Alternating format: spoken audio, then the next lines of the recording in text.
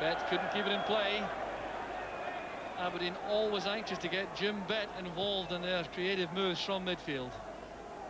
Well, he very rarely gives the ball away, Jim Bet. You know that when he's got it, Aberdeen will continue their attack, because Jim, doesn't like to just kick the ball away. He wants to use it, make sure he finds a red jersey with it. And I think he's done a very good job. Well, he was the culprit there, conceding that free kick for the challenge on Stephen. It's taken by Goff. McLeish getting the better of McCoist. Throw is given to Aberdeen. Back it goes from Bet. Yes, Hillhouse, see how well he gets up. Butcher lofting that very high. He'll have to go for it again. Grant nudging it wide for McKimmie. Here's Nicholas and Mason. Grant has McKimmie free on the right. He's onside. And it came off Trevor Stephen. Appeals for handball. Waved aside again by the referee. Hopeful ones, I reckon, once again by the Aberdeen fans this time.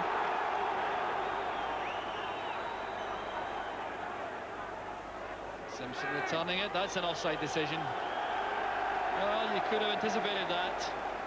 Jim Bet throwing the ball to Simpson, and the Rangers defensive line then just moved straight out to prevent that return pass.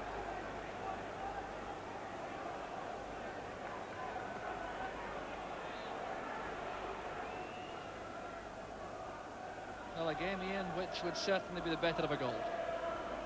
Oh yes, I mean we've had a lot of scrappy play, one or two promising little moves. Aberdeen have got some very talented players, and when they get the ball and try to play it around and keep it on the ground, then they're looking quite dangerous. Dodge playing it wide. Here's Maurice Johnston. Rangers pushing players into the box now. McLeish ensuring that ball didn't get across the face of his goal. Here's Hillhouse, a careless one from Johnston, allowing Hillhouse to break on the left. Spackman getting back. Bundling Hillhouse down. He couldn't match the pace of the Dutchman.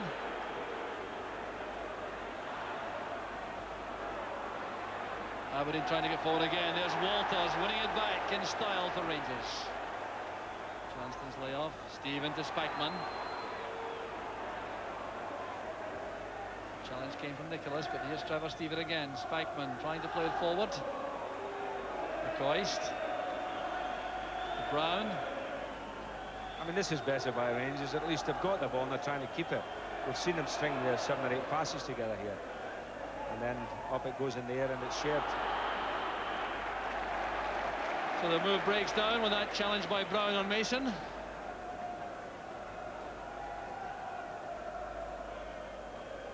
There's McKimmie. Nodded down carefully by Goff for Butcher.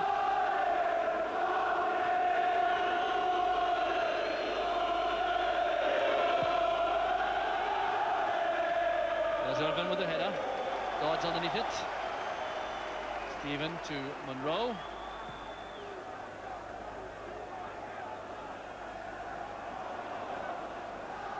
Johnston calling for the throw. He's not disappointed by the far side linesman, Gordon Black from Inverness.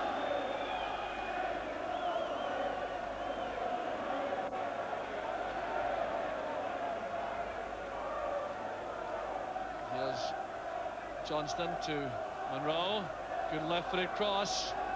Grant heads away. Here's space for Simpson to exploit. Nicholas.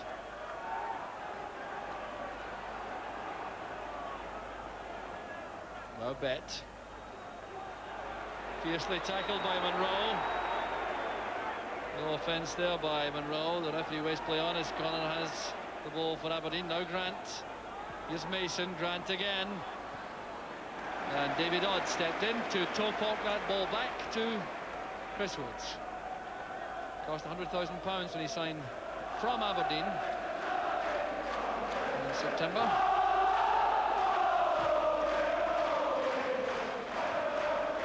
They've been doing well with Johnston trying to go in behind him. Turned back there by McCoist to Walters. Here's John Brown. It'll be fouled there by Mason. The referee allows play to continue. If Walters can reach this, there would be an advantage. Well, the throw it is.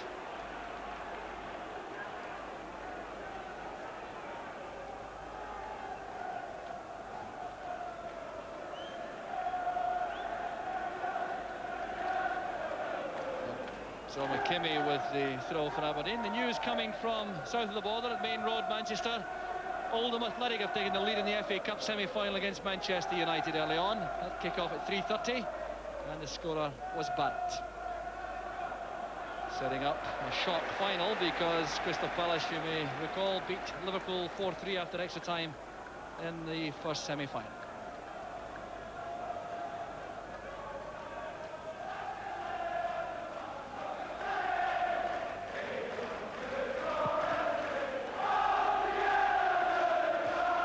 Beaten by Butcher. There's Spackman. Little push there from McCoist on Irvine. No hold up though, still McCoist in possession, testing Bobby Mims. Well, I think the keeper expected that. He saw McCoist set himself here as he stepped away from Brian Irvine. Hit this towards the near post, but the keeper was across.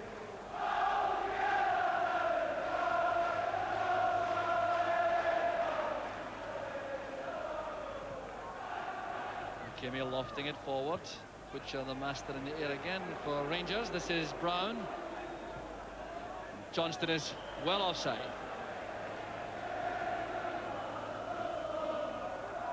Charlie McLeish coping well so far with his international teammates.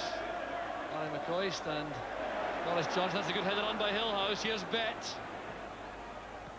Trying to find Mason, making a run to near post area. Good move that from Aberdeen. It was a beautiful header by Hillhouse in the first place, and Jim Bett looking just to bend one in near post there. Mason went short, went past it, and Charlie came in behind him, but the goalkeeper made a good save. Great example there of Jim Bett's two-footedness. So comfortable both on the right and on the left. So 5 minutes remaining in the first half, still no scoring. And neither goalkeeper really being called upon at this stage to produce anything too spectacular. Here's Nicholas. That's one for Hillhouse to chase. He had to go for that. It was going to bounce away from him. That's a goal kick to Rangers. But he does look a good player, Hillhouse. You know, he's one of those players that looks very tidy on the ball and very intelligent player. A couple of the times there he's used his head very intelligently, and I mean by that he's headed the ball very intelligently. He's aware of what's going on around him.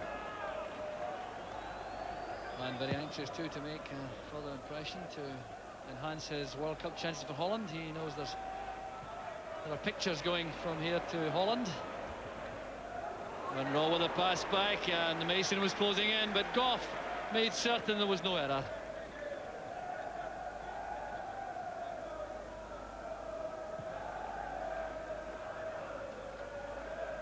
Connor's header. So a little nudge there by Mason on Monroe. It's a free kick to Rangers, which will be taken by Goff.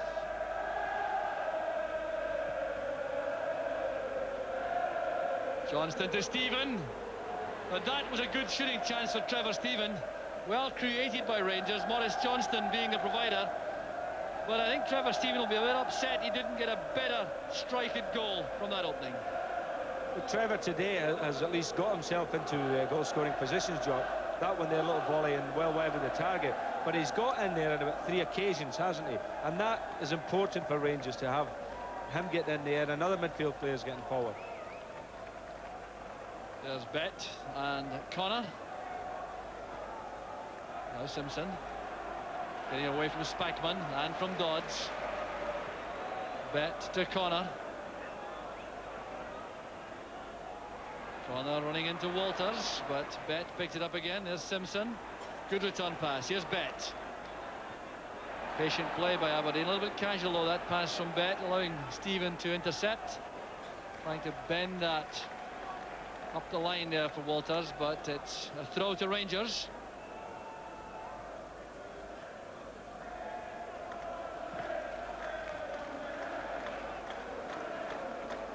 There's Stuart Monroe. Played forward by Johnston. McCoist goes in. Mims has to punch clear. Well, Mims made up his mind. He was very decisive there. Came out to make certain there was no mistake with any attempt to catch the ball. Here's Walters and Stephen. Pulling it back from McCoist. Superb play at the byline there from Trevor Stephen. He really does look the player most likely to open up the Aberdeen defence. Marvellous cross. Beautiful cross. And really, you know, Ali will be looking to say, well, I might hit the target there. Look how he just hooked that round. There was McCoist. And really, he'll be disappointed with that one, Jock. Looked as though McCoist was surprised that Stephen had been able to get that in. Well, yes, he would be surprised, but at the same time, he did get a good head on it, didn't he?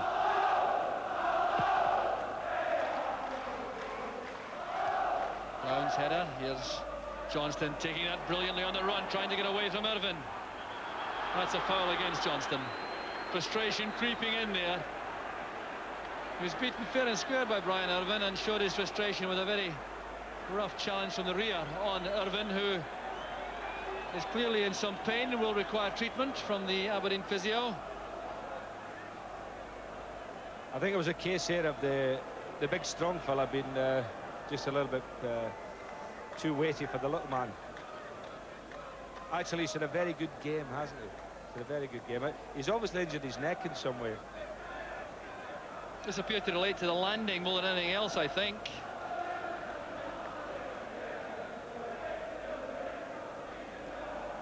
Well, it almost a whiplash effect there as he fell. That's right, it's the old car crash. Well, a bit of concern here now for the Aberdeen management as Davy Wiley, the physio, gives treatment to Brian Irvine, who, as Ian St John says, has been playing extremely well for Aberdeen. Alex Smith looking on in pensive fashion. He certainly won't want to change anything at the moment at the back for Aberdeen. Irvine doing a superb job, standing in for Willie Miller this season, since Willie Miller's operation in November.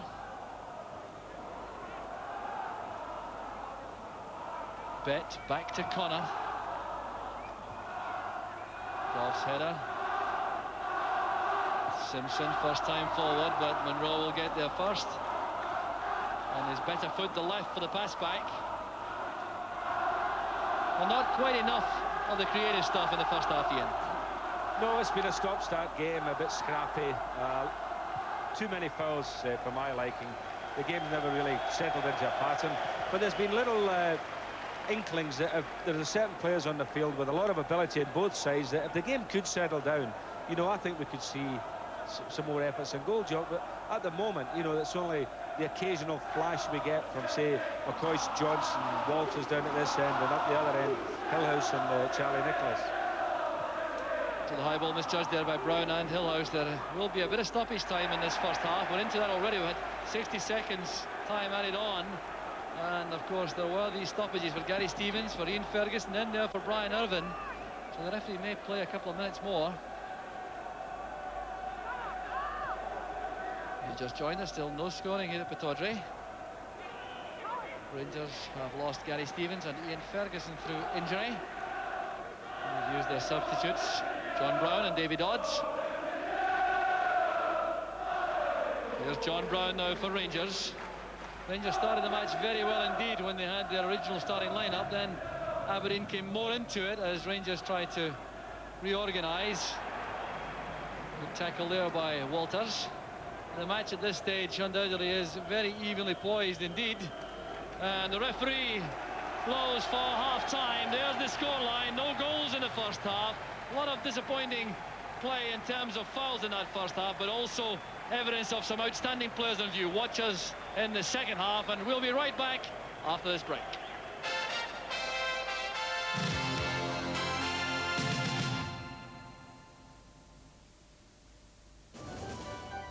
Once, performance like this was only found in exotic two-seaters. Not anymore. Once, heated windscreens were only found in aeroplanes.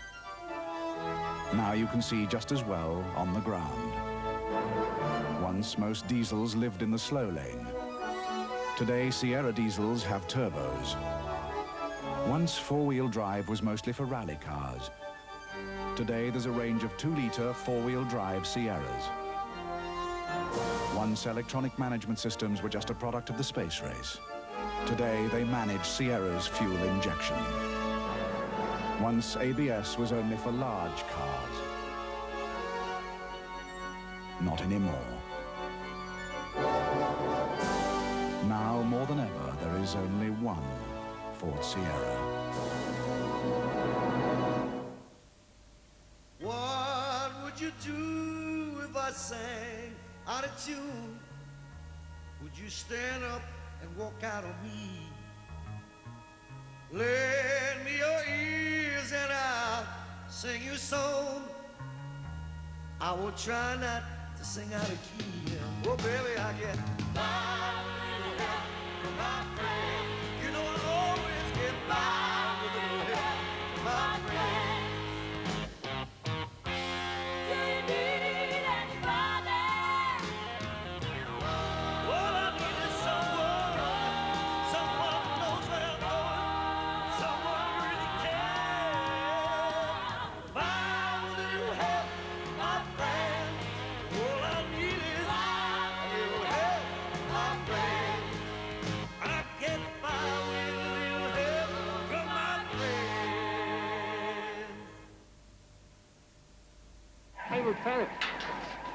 One for the road, Robinson? Yeah, why not? I go to a bar in 34th. Reminds me of my early days back in Cork.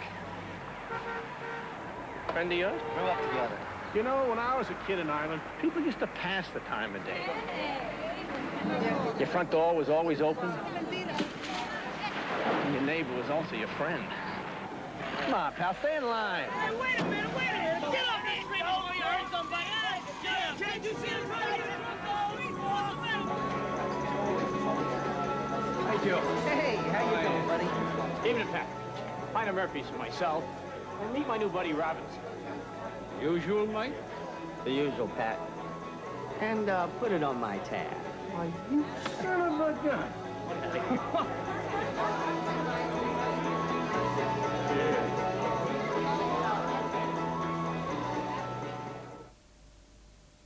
Yo, there, pretty mama.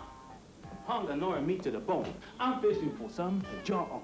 Crispy in the main street. And wearing top to toe is certainly best. And I want that in replay. You catch my drift? Ow! We are so brother, sweet thing. It's time for the feet to hit the street. Yo, skin there, little blood. Drifter. It's a real mouthful. Did you catch my drift?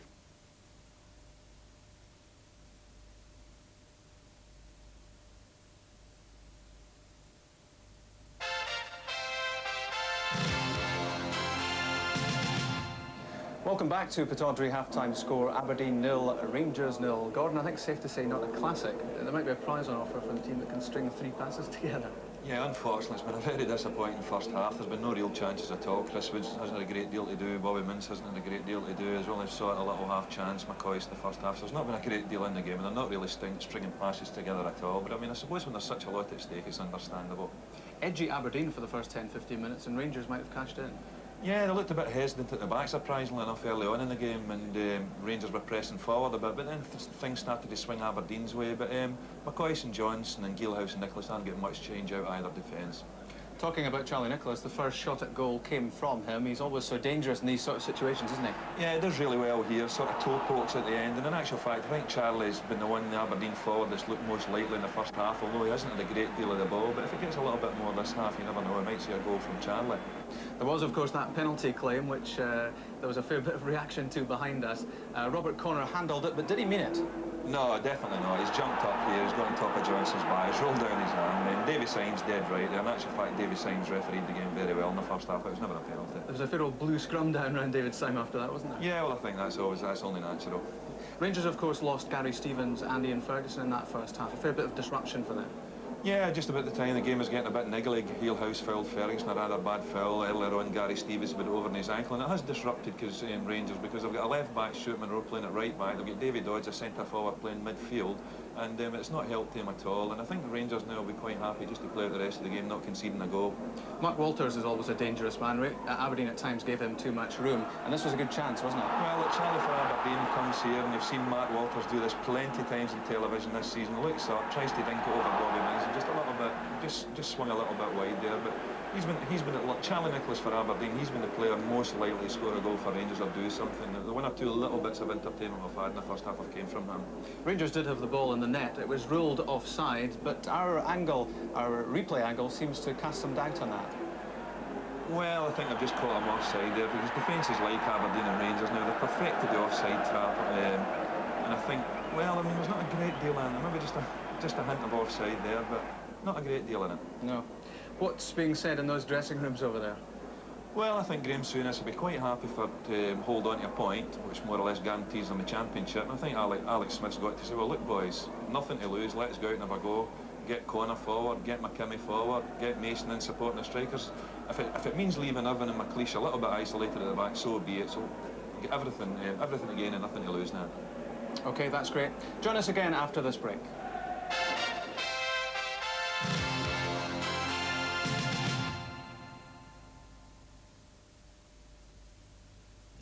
I guess you could say that I've been lucky. I guess you could say that it's all because of you. 'Cause you're the best thing that ever happened to me. There is one car that everybody loves. The new Ford Fiesta. The little car with a big heart. QuickFit have taken the 3 tyre sizes that fit the majority of Britain's most popular cars and are selling them at one price. One price quality remolds, all £9.95. One price new steel radials, all £17.95. And one price top name branded tyres, all £24.95. QuickFit, you can't get better. I looked out on the ice today, it was embarrassing. Why, let's face it, you're getting killed out there. Send your act down next Saturday, will you? Hey, Coach, what kind of call is this? This ain't Pepsi. It's all you deserve, Penchansky. Let's get back on the ice, guys. Coach, shouldn't you have given him Pepsi? They're awful mad. Exactly. In America, a cola by any other name just isn't the same.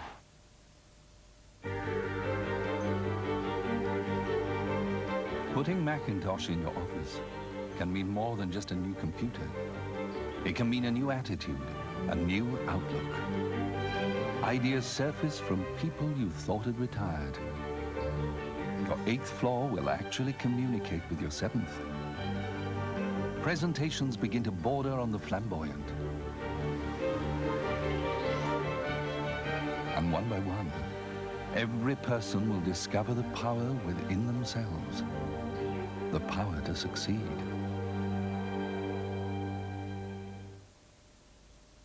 Get on the ball with the Daily Record. Read Alec Cameron's big match report tomorrow in the paper that's Scotland's #1. Don't miss Cameron's candid comments, only in tomorrow's Daily Record.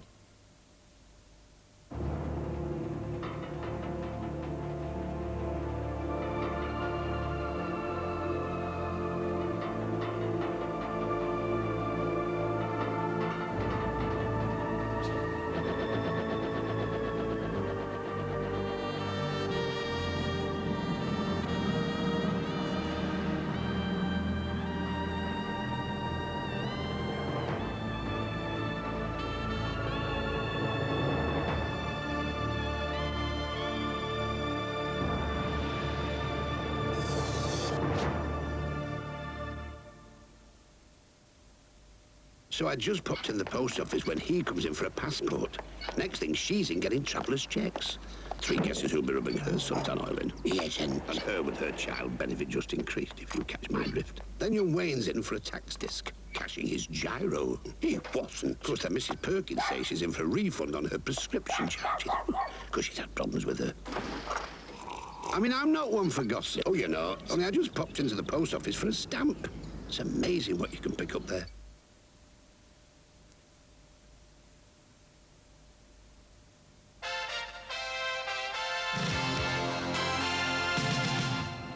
Hello again, half-time. It's goalless at Pittodrie. Gordon, some flashes from Heelhouse, some flashes from Walters. They can't touch you for it.